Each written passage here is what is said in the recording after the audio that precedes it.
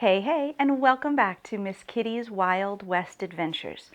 Today we're diving into the extraordinary life of Mochi, otherwise known as Buffalo Calf Woman, a Southern Cheyenne warrior whose life was shaped by tragedy, resilience, and a fierce commitment to her people. Stick around because this is a story of vengeance, survival, and an unyielding spirit that history should never forget.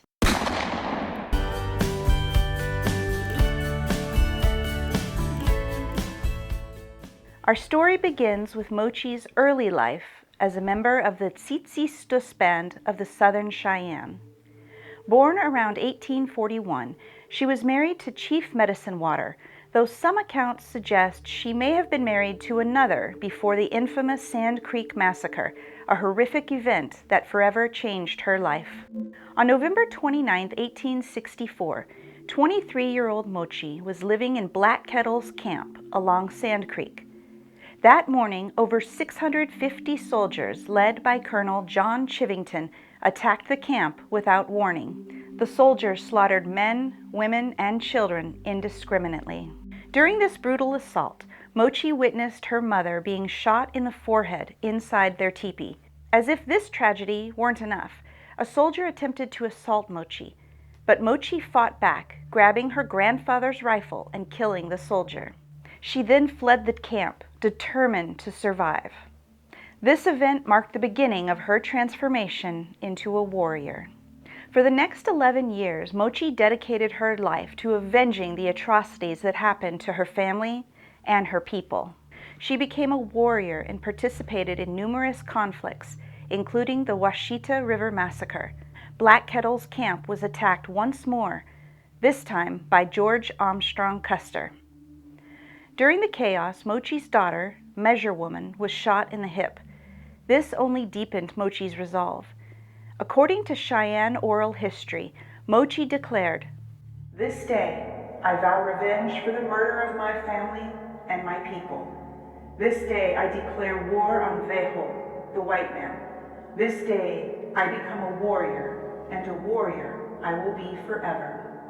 Mochi's fight against white encroachment brought her into several different battles, including the Adobe Walls attack on June 27, 1874.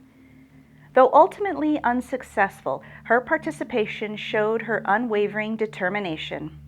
That same year, Mochi's warpath took a darker turn during two infamous massacres. The first one was the Lone Tree Massacre on August 24, 1874, in present-day Meade County, Kansas. Mochi, Medicine Water, and other Cheyenne warriors ambushed a surveying party led by Captain Oliver Francis Short. Short, his 14-year-old son Truman, and 4 others were killed. Less than a month later, on September 11, 1874, Mochi was involved in the Germaine family massacre. The attack targeted John Germaine and his family as they were breaking camp in Kansas. John, his wife Lydia, and 3 of their children were killed and scalped. Mochi personally participated in the killings, reportedly striking both John and Lydia with a tomahawk. 4 younger Germaine daughters were taken captive, but were later released after a series of military interventions. In the aftermath of these events, the U.S. Army launched a series of attacks against the Southern Cheyenne. By 1875, Mochi and Medicine Water were among 35 Cheyenne captured and declared prisoners of war. Alongside them were 27 Kiowa, 11 Comanche, and 1 Caddo. Mochi holds the grim distinction of being the only Native American female held as a prisoner of war by the U.S. Army. The prisoners were transported to St. Augustine, Florida, where they were held at Castillo de San Marcos, later renamed Fort Marion. Conditions were harsh, and Mochi contracted tuberculosis during her 3 years of imprisonment.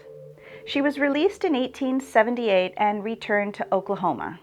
Tragically, that disease claimed her life in 1881 in what is now Clinton, Oklahoma. Medicine Water lived on for another 45 years, passing away in 1926 at the age of 90.